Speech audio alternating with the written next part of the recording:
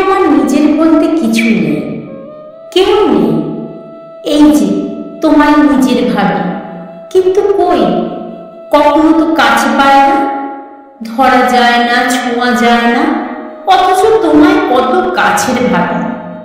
জানো তো, অনুভব করার খুব চেষ্টা করি, কিন্তু সেই অনুভবে হতাশা আর একাকিত্ব ছাড়া আর কিছু থাকে না।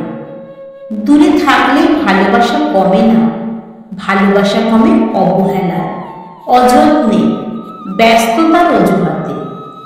অযত্নে তো ফুল গাছটাও শুকিয়ে যায়, সেখানে আমি তো মানুষ মাত্র।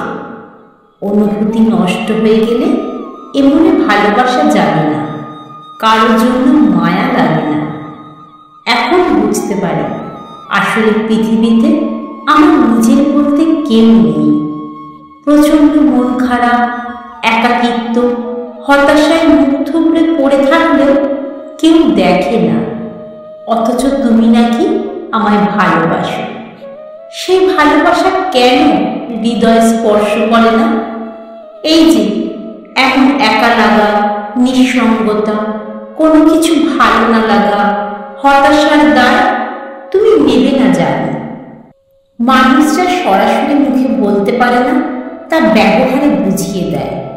যে সময় ব্যয় করে তোমায় খুশি রাখার চেষ্টা করে যায়, ঠিক সেই অভ্যাস আমাকে দাসত্ব শৃঙ্খলে আবদ্ধ করে পিষে মারতে থাকে। আমি জানি পৃথিবীতে আমার নিজের বলতে কেউ নেই।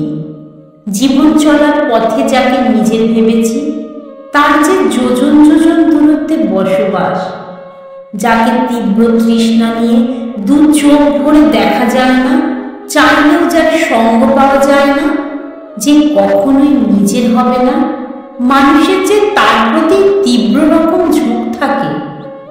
অনুভূতি মরে যায়, অথচ সে আর ফিরতে পারে না, নিজেকে ফেরাতে পারে না।